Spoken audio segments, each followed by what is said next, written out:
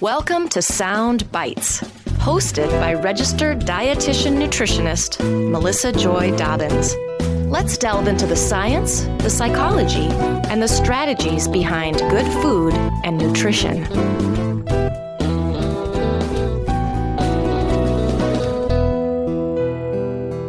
Hello and welcome to the Sound Bites podcast. Today's episode is about convenience store nutrition. We will discuss nutrition strategy, food policy, product innovation, consumer insights and communication, and more. My guest today is LeeAnn Kindness. She's a marketing and nutrition professional with more than 15 years of experience in e-commerce, marketing, and nutrition, driving growth for direct-to-consumer brands through product development and consumer-focused innovation. She's a registered dietetic technician with a master's degree in nutrition from Drexel University. LeeAnn is also my favorite person to follow on Twitter, and she's a boy mom like me. Welcome to the show, LeeAnn. Thank you so much for having me, Melissa. I'm really excited to be here. Great to have you on the show. We first met several years ago at an international conference, and we've stayed in touch ever since.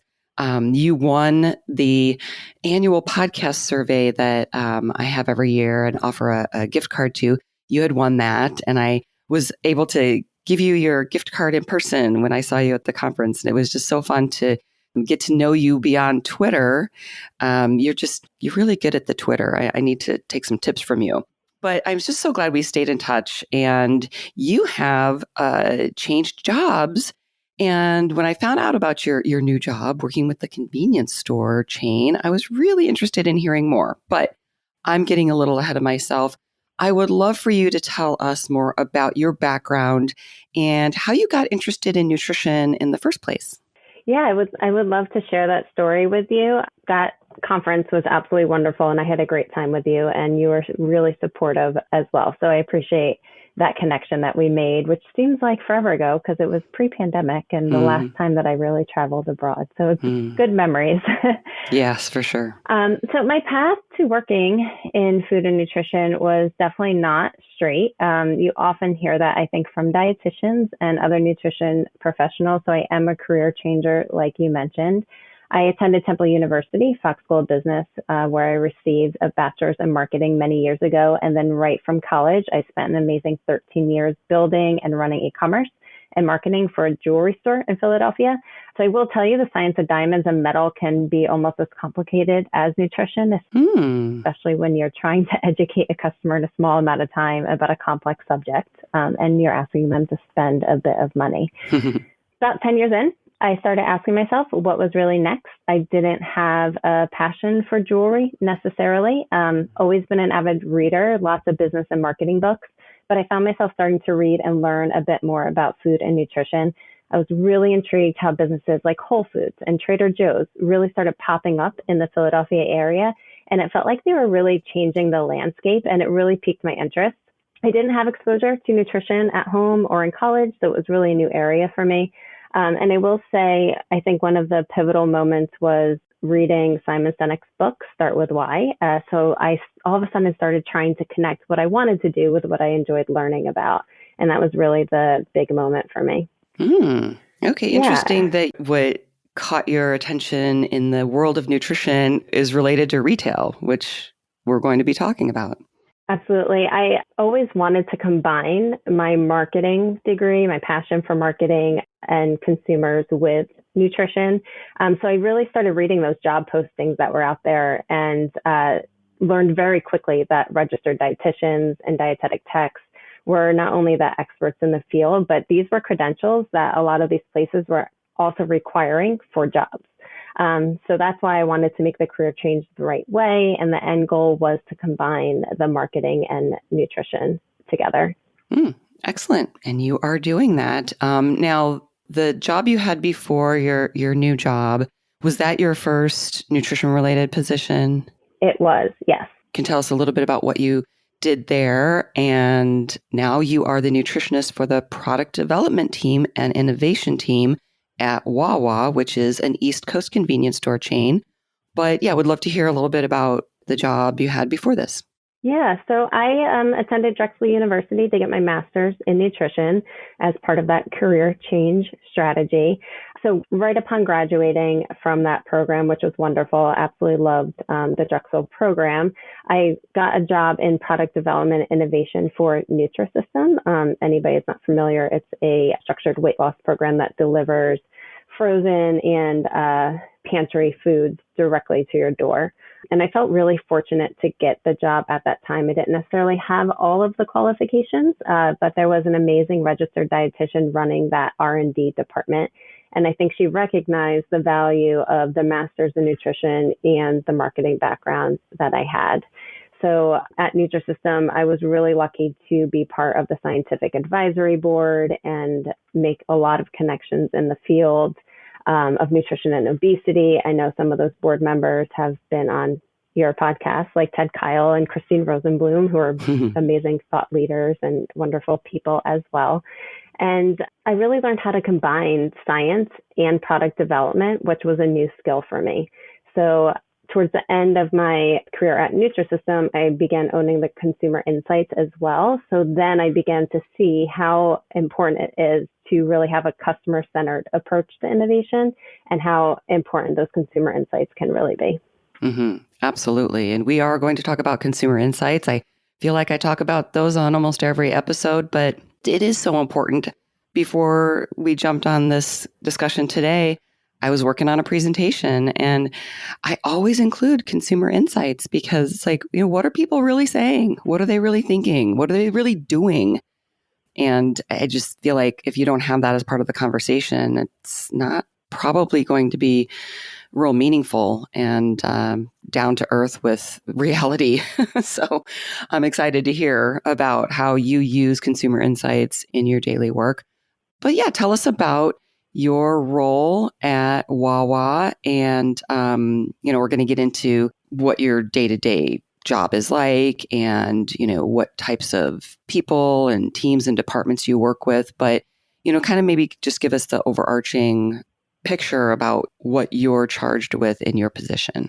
Yeah, so I'm sure it can be surprising, and I was surprised myself that a product development department would actually ask nutritionists to be part of their team, especially in a C-store. And what I learned is that C-stores have evolved so quickly over the years, and they can look very different than they used to. So it used to be snacks and sodas, and now they're actually breakfast, lunch, and dinner. They're specialty beverages. They become more of an experience, and their footprints have also grown so much that they become a key source of food for many communities. Mm-hmm. So coming into my role, my expertise has really been focused on nutrition strategy and food policy and consumer insights, and using those inputs to drive product development innovation that align with the marketing and the business objectives, because we need to develop those products and that messaging that hit a consumer need. And all that is being done with a nutrition lens. So I serve as a subject matter expert across all the functions of the organization. I'm an internal representative for our Food Advisory Council, which is an outside panel of experts that help inform and guide our policies and strategies. And my team also helps keep the company compliant by maintaining product specifications, consumer-facing nutrition information, and any regulations that might relate to food and beverage labeling. Excellent. You use the term C-store. So for our listeners who aren't familiar, it's a shortened way of saying convenience stores. So we'll use those two interchangeably. And certainly, healthy food options are not typically the first thing that comes to mind when you think of a convenience store. And, a lot of people, dietitians included, are surprised that a C-store has a nutrition professional on staff. Are you the first person who served in that role, or did they have someone prior to you? I am not the first, but I am the second. So there was one registered dietitian that came before me that was in the role prior. Yes. Okay. And about how long was she there? She was there about 5 years. Great. Okay. Yeah. So I was a supermarket dietitian back in the day. One of the first, there's been several sort of rounds of supermarket nutrition professionals dating back probably even into the 70s, whether they were registered dietitians or not. But yeah, I started working in the Chicago market with the major grocery store here in 2000. And I actually worked with a team of dietitians across the United States that worked for different retailers. So we actually worked for what's called a food broker, and each of our supermarket chains, had their own personality, their own, like goals and brand, if you will. And so, we didn't necessarily do the same thing in these different markets, but it was nice to have a team of dietitians to, brainstorm with and learn from and sort of share ideas and inspiration. But having had that experience, I'm pretty familiar with the retail setting, the challenges, the opportunities for nutrition. I'm curious in the C-store setting, what, 22 years later than when I was working in the retail setting, I was there for about 3 years. Like, what are you seeing as far as challenges, opportunities, or trends that you could share with us? Yeah, so as I was learning more about the role from the person who came before me, I was lucky enough to have a mutual friend who was really able to dig in before I even went and applied for this position. And what I was so excited about was realizing that understanding food policy and being able to create a nutrition strategy can really help play a role in the convenience store's product mix and menu development. So I really thought, if we're nutrition professionals, can we take steps to ensure there are healthy choices that are convenient, they taste good, and they're affordable at convenience stores? So I really thought that there was an opportunity there to get into the space in a different way. Mm-hmm. So that was really exciting for me. Absolutely. Yeah, we know that people choose foods for a variety of reasons, including convenience. We have to be realistic. And I know that you and I have talked about this. How do you make the healthy choice the easy choice? How do we nudge people to make healthier choices? And I'm interested in hearing some of the specific examples and stories that you can share from Wawa. But in general, like, how does nutrition strategy and product innovation look in a convenience store setting? Yeah, so I think the nutrition strategy needs to come first, and that's what's driving the product innovation. And the strategy really needs to support that consumer need. So it all goes back to the consumer at the end of the day. And as part of developing that nutrition strategy, as dietitians can relate to, is how do we make those healthy choices the easy choice? And the question is, can a C-store really nudge people to make healthier choices? So even though consumers have good intentions, just because a healthy option is on the menu doesn't mean someone's going to buy it. Mm. So can we apply some of those simple nudges into product development? And the simplest example I see is when years ago, and most people may not even know this happened, some QSRs and fast food chains took on a slow and steady sodium reduction in their menus. And it was years of small decreases that were really undetectable by the consumer, and they didn't promote it and they didn't get any credit for it. And the main reason is they didn't want to influence the taste perception. And that's really important, because if people stopped buying it because they thought it wasn't going to taste good, it's not sustainable from a business standpoint either. Exactly. Now you said QSR, so it's quick serve restaurants. Quick serve restaurants, yes. So think your Paneras, your Chipotles, and then fast food chains, think your Taco Bells or your McDonald's. Okay. So those are the examples. Yeah, I think we learned, I believe it was Campbell's soup, but it could have been other product. I know, when I was a supermarket dietitian, they would say, we're reducing the sodium in these products and kind of announce it. And to your point, people were like, and myself included, like, well, I don't even want to try that because it's going to taste bad because you're messing with the flavor when you reduce the sodium. And learned maybe the hard way that, okay, this is more of a, like you said, slow and steady. Don't really announce it. And we've learned, you and I are both fans of Jack Bobo, who's been on the podcast before, and some other leaders in this area where it's sort of like the psychology, of food and choices. And if you call something, low sodium soup or whatever versus, like Cuban black bean soup, mm-hmm. There's, we eat with our eyes and our ears too. So that sounds weird, but it's true. So tell me about some of these nudges. So you're starting with the consumer insights And that drives the nutrition strategy and that drives the product innovation. So tell me about some of these specific examples with some of the nudges and, making that healthier choice the easier choice.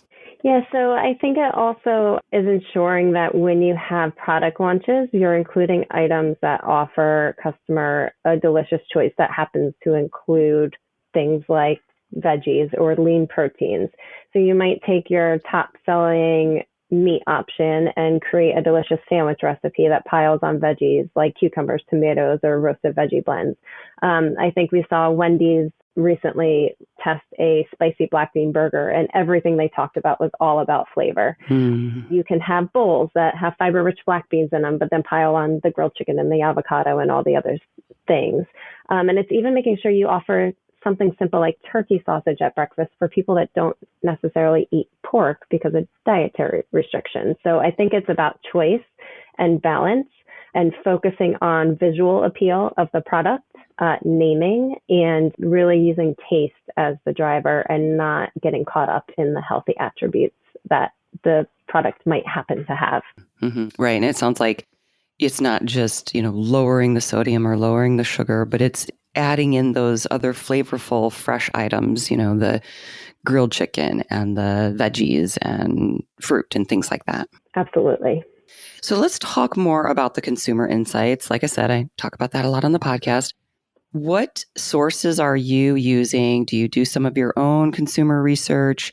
And how do you take that and translate it into products? I mean, I know we've touched on that a little bit, but if you could, share more about your sources and how that looks.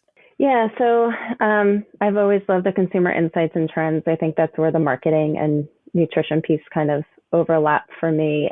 Of course, you can start at a really high level. Hartman Group is a wonderful source for how people are behaving. IFIC is great to understand what people are interested in or what's driving their food purchases.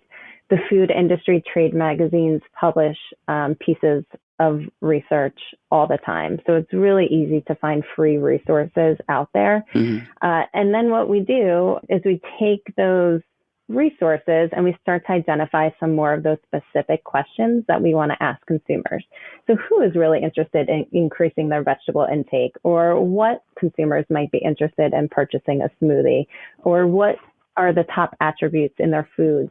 How important is sustainability and what does that even mean to them? So you can start asking your own consumers and even people that aren't shopping with you what they're really interested in. That can become a real wealth of knowledge and help you understand where the gaps might be in your offering. Has there been anything that you've seen in consumer research or in your process of taking that through your nutrition strategy that surprised you, or what maybe many things have surprised you? What has surprised you the most? I think a lot of the headlines are centered around plant-based offering and how it's proliferated the industry a bit, but we don't really see that in consumer research that they're necessarily interested in plant-based meat alternatives. What we are seeing is that they simply want to balance out their plate a little bit better and add more veggies, add more fruits. And that's what they're really focused on. So I think that's one of the biggest surprises. And it's translating a bit into the marketplace where we're seeing some of these products come into the quick serve restaurants and then quickly leave because their consumer interest isn't necessarily there. Very interesting. Yeah, I love that. Yeah. And you can see pretty quickly if it's not flying off the shelves. Well, and that goes back to, sometimes what consumers say they want and what they do oftentimes is not the same thing. And how does this translate? You've got the consumer insights, the nutrition strategy, and the innovation, but then you also do some work with messaging. So talk to me. I mean, we talked a little bit about like what you're going to call this sandwich or this bowl or whatever, but you had mentioned earlier about regulatory. So talk to me about the communication aspect of your work. Yeah, so one of the biggest questions, and you know this well, is how do you really communicate effectively, especially in a C-store? You have mere seconds to convey to consumer what you need them to know. They are coming in to make a very fast purchase, a very quick decision. So marketing teams may want to make nutritional claims on menus that they think would be appealing or drive purchase. As the nutrition team, we may want to call out a nutritional benefit for awareness. And because of labeling laws, the food marketing is regulated on packaging and point of purchase. So in the C-store's case, this means the menu is regulated just like a food label. Mm-hmm. So if marketing wants to call out high protein on a menu item, it has to adhere to the FDA guidance on high protein claims, and we have to have all that documentation. Same thing with a healthier sandwich. If we want to call it a lighter version, there's a very complex FDA definition that product is going to have to meet in order to do that. Mm. Antioxidants are a big one right now. That is also defined by the FDA. So things that you and I might write a blog post about antioxidants, the FDA is very specific on what you can call an antioxidant and what you can't. So all these claims and messages have to be verified. They have to be supported by substantiation. And that's a really big role that nutrition professionals can play in this setting to ensure you have simple and accurate messaging. Yep, absolutely. So there's, the labeling aspect, and then there's a communication aspect that ties in with the marketing. I mean, how do you communicate with your consumers beyond, the regulatory aspect? Yeah, so I think it all goes back to what we were talking about on driving trials. So you can make a healthier item, but if no one tries it, is it even really nutrition? Mm-hmm. So it's not just about the words, it's about the visual aspect of the product. It's about naming. And when you identify taste as the attribute, not necessarily healthy, you can often drive more trial. The other thing that we are trying to do is reduce some of that friction when people are coming in to make those decisions. So as I said, it's mere seconds that they're trying to make that decision. So how do you highlight things on the menu quickly? In the C-store's case, a lot of them are ordering on kiosks. So how do you ensure that those things are front and center so they can be ordered quickly without having to dig on the menu to identify what they want to order? Yeah, that's key. It's interesting, the kiosk versus even just, having, let's say you're standing at a sandwich bar or something, if you don't see something, you have to go looking for it. That's a huge barrier. And you talk about this stealth nutrition, and, we talked a little bit about nudging consumers, but you talk about taste. You have this phrase that you say you lean into taste. Is that a Wawa thing, or is that a LeeAnn Kindness thing? So Wawa is all about taste. I think that it's me understanding that that's really the driver in the food industry as a whole, and trying to understand how we can use it as a nutritional advantage as well. Yes, I said earlier, consumers choose foods for a variety of reasons, including convenience, but taste is always the most important driver. I mentioned earlier, and I wanted to go back to this, who is on your team? Is it kind of a one-man show? Do you have, I know you work with a lot of different people in a lot of different capacities, but I'd love to hear about that. Yeah, so we're a small and mighty team. So I have one person that reports to me that is responsible for all the nutrition documentation and data compliance. Because we are a chain, we have to provide calories on our menus. We have also committed to transparency by providing full nutrition fact panels for our entire fresh food and beverage offering on our website, plus additional allergen information. So it's a really complicated task because our menu is super customizable and we have a lot of ingredients. So that is our core nutrition team. But on the broader scale, I work within the product innovation team. So I'm working with really talented food scientists and product development specialists, sensory experts, and culinary professionals.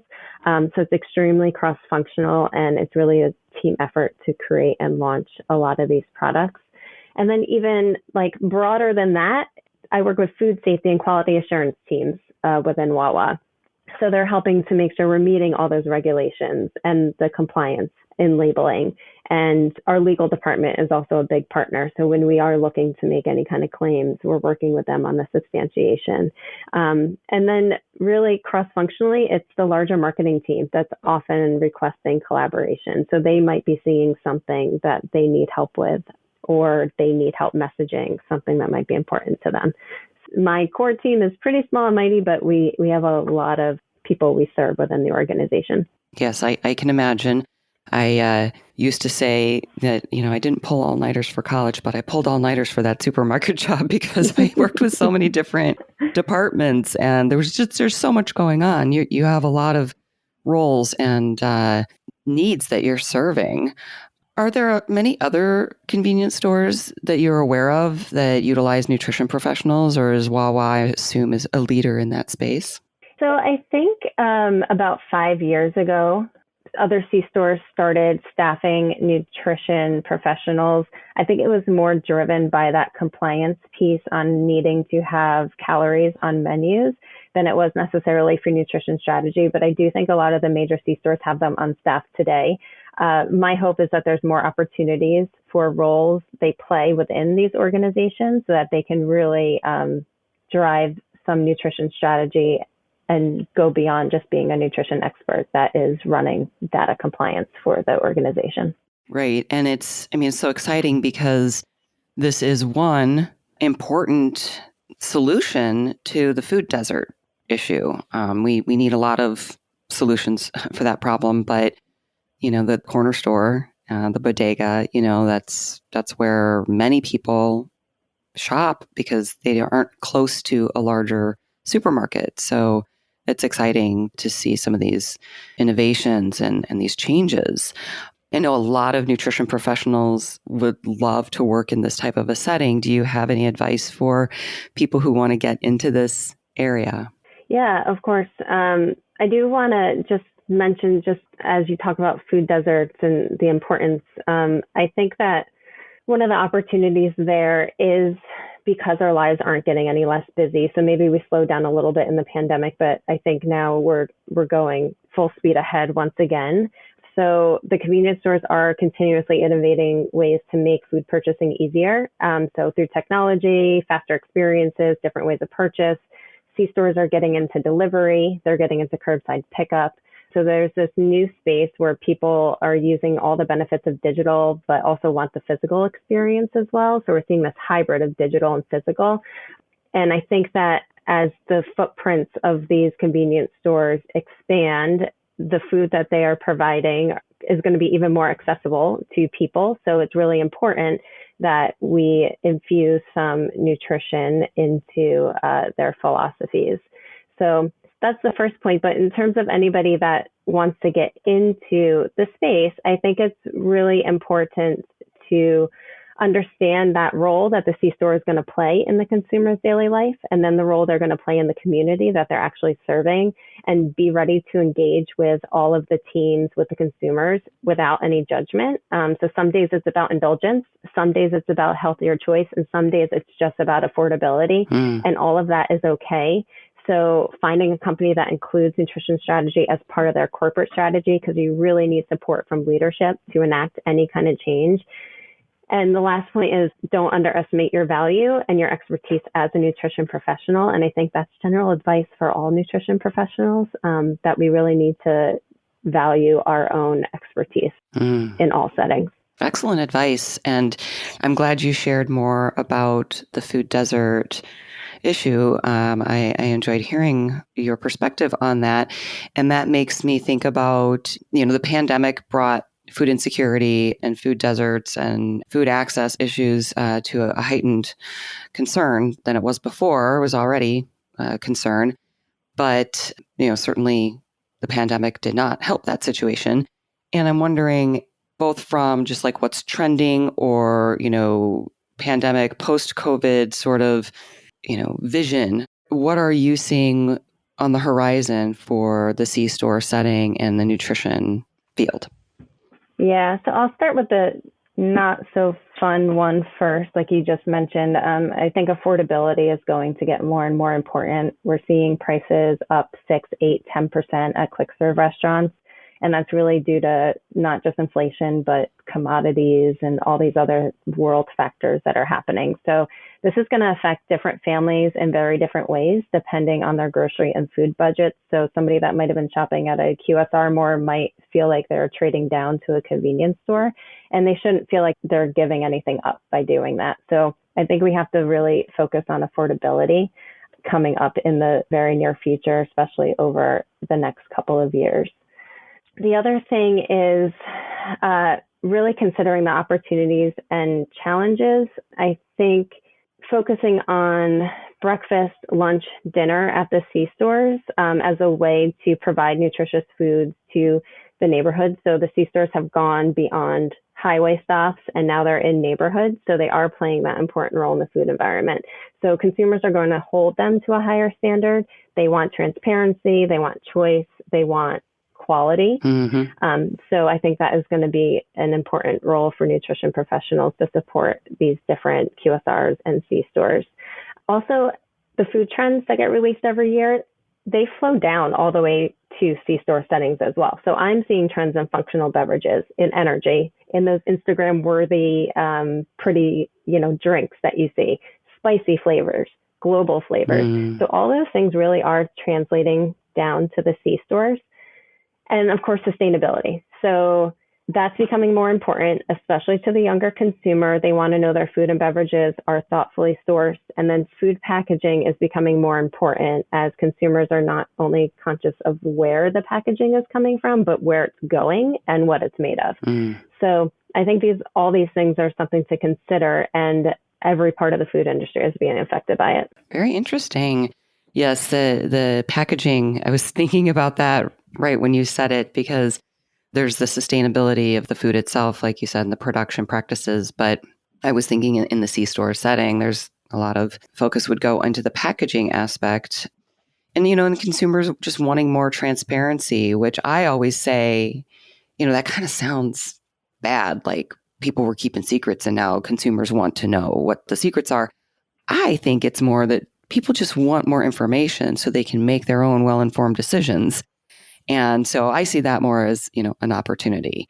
I know you've got some information to share with us. There's a new initiative that Wawa has. It's called Good to Choose. And I don't know if I said that right. Good to Choose. It sounds like choice is a major aspect of that, consumers want choice. But I would love to hear about that. Sure. Thank you for asking. As part of the work that we've been doing, food policy, nutrition strategy, all those things, and our commitment to what we call trusted products at Wawa, we've been working to offer our customers really that best possible experience with our fresh food and beverage offer. So it's really guided by some founding core values of Wawa, customer input, some industry standards, and it's a fully integrated quality food program that's designed to uphold those standards and really exceed customer expectations. This is a journey that's been going on for a while, and it came before me, but we've made a lot of progress over the years. And now we're at the point that we're ready to communicate it externally to customers, and we wanted to do so in a customer-friendly way. So like you said, it's called Wawa Good to Choose, and it's really focusing on letting consumers know that they have choice when they come to us. We have balance, and we have 3 core pillars that really were defined by our consumers. So we use a lot of consumer research to get here and talk to them in the voice that they would use to talk about it. So we learned that customers want choice, and what they really want is choice without judgment. So that first pillar, which I really focus on the most, is that balanced choices. So we're adding more vegetables, fruits, whole grains, all those things to our menu, providing those lower sugar options for people that are seeking them out, but making sure all these things really taste good and that they're really easy to find. We're creating curated menus called Your Way menus that help navigate choices that are specific to dietary preferences. So if somebody does need lower sodium options, they can go to this menu and peruse some of the ingredients that they can choose that would fit within that dietary guideline. And then it's around ingredients as well. So we've removed a large number of artificial preservatives and flavors and colors from synthetic sources, all from our fresh food and beverage offering. And last is around that sustainability piece. So as it relates directly to our food and beverages, and a good example of that at Wawa is anybody that's a fan of Wawa knows coffee is a key product. So 100% of our Wawa coffee and espresso are Rainforest Alliance certified. So it's just a little glimpse into our commitment to quality food and some of the communication that we'll begin to put out there to the consumers. Okay, yes. And you had shared a link with me, and I'll put that in my show notes, where people can really get a nice idea of the Wawa Your Way menus. You mentioned like the lower sodium one, but there's the power menu that has like higher protein options, the plant-based one, the gluten conscious, balanced fare. It walks you through how to okay, these are some of the choices that would fit if this is the type of diet you're looking for, or meal pattern, if you will. So Yeah, I'll share that. And I've got a couple of other links from you as well, so people can check that out for more information. But in wrapping up, what would you say are some key insights or takeaways that you can share with us or reiterate, drive that message home of something that we've already talked about or maybe I haven't asked about? Sure. So I think we get frustrated sometimes when healthier products don't always stick around on the menu. So I think it's up to us to really focus on how to make those choices easy, appealing, and affordable as nutrition professionals. And I think there's a few ways that we can do this, and that's by innovating around taste, which we talked about, but taste that just happens to be healthier. We do an amazing job as professionals of this in recipe development work a lot, but we don't necessarily talk about it enough when it comes to things that we can do in QSRs and C-stores. And that really ties into don't always feel the need to get credit for that healthy thing you made by shouting it from the rooftops that it's healthy. So going back to Jack Bobo and the example that he always gives, that low-fat black bean soup, don't underestimate the power of that stealth nutrition. So you can make really healthy things that taste really good and use taste as the attribute to really promote it to the consumer. Also, don't be afraid of those slow reductions of sugar or sodium over time. And it's okay if you don't market it to the consumer. Convenience stores serve those communities as well, so they can be key sources of food for families. So if you are educating families or doing nutrition education, don't overlook the C-stores in the communities. They could be a really affordable source of breakfast, lunch, and dinner, family dinners, and there's an opportunity for nutrition professionals to help drive that offering. So could be a way to improve the food environment down the road. And last, I think the consumers are demanding more transparency in the food that they eat, like you said, and it's really around choice, not around secrets. And companies will need to invest in their nutrition teams. So more opportunities for RDs and DTRs to work with these different organizations and have them included in the conversation. Excellent. Yeah, it's very exciting. And like I said, when I learned about your new job, I'm like, oh, gotta do an episode on convenience store nutrition. Thank you so much for coming on the show. Where can people find out more about Wawa and you? Follow you on Twitter, of course. Can you share the website and social media handles? Yeah, so since you mentioned Twitter, I'll start with that one, at LeeAnn Kindness, LeeAnn Kindness. And same on LinkedIn, just first and last name. And check out wawa.com. So that's where you'll find all the information that we spoke about today, specific to that company. Excellent. Thank you so much. And we'll stay tuned. How long have you been there? I keep calling it your new job because it was news to me. It'll be a year next month. Okay. So it is still new. Most people at Wawa have been there for 1 million years. So I'm going to be new for a while. There you go. Well, that's a good sign. Sounds like you'll be there as long as you want to stay there. And we'll stay in touch and look forward to hopefully seeing you in person at some time in the future. Absolutely. Thank you so much. This was an absolute pleasure. Thank you, LeeAnn. And for everybody listening, as always, enjoy your food with health in mind. Till next time. For more information, visit soundbitesrd.com. Music by Dave Burke, produced by Jag in Detroit Podcasts.